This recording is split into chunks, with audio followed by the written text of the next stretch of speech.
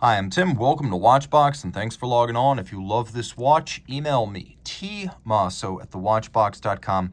Your purchase and pricing email question line for buying this or any watch you see on any Watchbox platform. Please reach out to me directly. Email tmosso@thewatchbox.com for pricing. This watch is a great example of why I throw my hands up when people complain about having seen it all, how watches are inflated in price, overhyped, how nothing is available, how you can't get great watches anymore because they're all spoken for. This watch from the late 1990s, pre-owned from a great brand, is there for the taking for a fraction of what people demand for used Chronomètre Bleu or Patek Philippe 5711s or AP Jumbos or independents like Voudelaine and Grunefeld and F.P. Journe. You could have this Breguet Perpetual Calendar Chronograph in platinum with a solid gold rose-lathe guilloché dial. Do I have your attention? I hope so. So this model is the 5617, and it is a perpetual calendar chronograph launched in the 90s. So 38 millimeters in diameter, it is 11.5 millimeters thick, a delightfully compact 46.7 millimeters from lug to lug, and it has a 20 millimeter spacing between the lugs. You could spend the price of a house on a platinum Patek Philippe 5970, but you would get the same beating heart as this Lamagna-based Chrono Perpetual. And you can see on my wrist, it fits a huge array of wrists. You could wear this as a man, as a woman, or just someone with good taste. It is thin enough and with a domed and sloped bezel that you can easily slide it underneath the dress cuff. Remember, 11.5 millimeters thick, and it has a satisfying weight to it thanks to the platinum construction. Short across the wrist, you can see well down the barrel here and over the top that it's easy to wear. And the watch features a Breguet factory strap, calfskin on the bottom, large rectangular scale alligator leather on the top. There's a folded edge. There's a monotone stitch, and you can see it is a Breguet factory strap in outstanding condition with a matching single fold deployant clasp. It's polished internally, and it too is made of platinum. Now let's roll back to the case. It's spectacular. The flanks are cold rolled to create this coining, and then the lugs are welded on. So they're built separately from the case, inserted, welded together, and then an artisan finishes the process by removing all evidence of the weld for a super clean break in a handmade case. You'll also appreciate the attention to detail in the use of screws, bars, and absolute security to keep the strap on the case. Screws and bars are more secure than spring bars. They cost more to make, but again, you're less likely to drop your watch, and you won't want to drop this one because this timepiece gives you everything you want at a reasonable price. And even look at the attention to detail. There's a little kerf in the case back to dig your nail in and pull the crown out. It has a Breguet B on it, vintage inspired pump style pushers, and a dial of gorgeous rose lathe guilloché, and extensive, as you can see. There are several different types of guilloché. We have a dental pattern outboard, then we have a sort of pyramide clou de Paris at center, and then we have a crosshatch or basket weave for the sub-registers, and finally a vague or wave pattern underneath the moonphase. The watch does have a dial of solid gold. The solid gold disc is cut on the engines that are operated by the guillocheur and then silvered to create what you see here. The hands at center are fire-blued steel, so you can see they are Breguet style for the hours and minutes, and then all of them are given a fire or kiln-based treatment.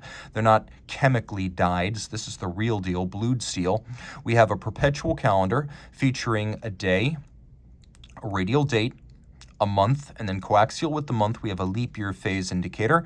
We have a moon phase. This is a perpetual calendar, which means you do not need to touch it until the year 2100. It can deal with irregular length months. It can deal with leap years. Just remind yourself each day to wind it, which will be a pleasure, and it's basically set it and forget it. There's more going on too. As you can see, the little Breguet secret signature between 10 and 11 and 1 and 2. Note the attention to detail as you get super close. You can see that there is a sun ray surrounding the leap year phase indicator. Everything on this watch is thoughtfully considered. And then we get to the movement. Breguet calls this the 5332. It's a manual wind with a 21.6 beat rate, so 21,600 vibrations per hour. It's based on the Lamagna 2310.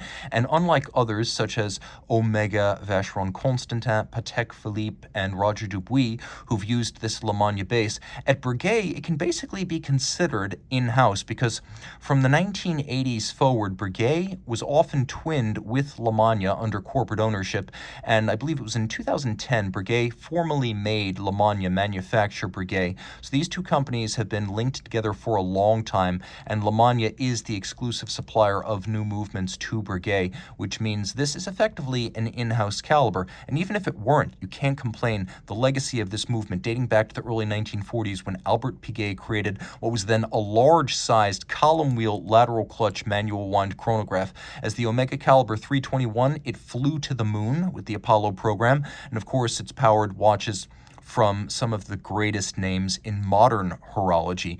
But in the Breguet, you can see it's perfectly matched to the case size. The case is 38.5, the movement is 27.5, and the case will measure 38 if you measure it at the coining. If you measure it at the outer lip of the bezel in the case back, it's 38.5. That's why I say 38.5.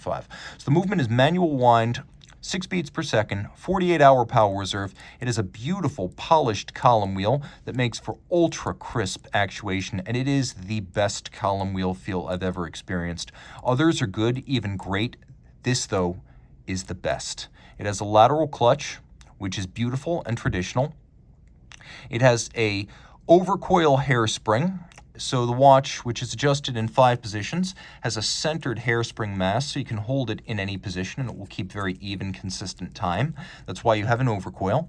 It pivots on 21 jewels, and if you look very closely, it's one of the most unusual things I've ever seen, but the curb pins of the regulator extend out on each side like a mustache, and they act as a hooking guard so that the overcoil cannot get hung up on the regulator should the watch be shocked or concussed.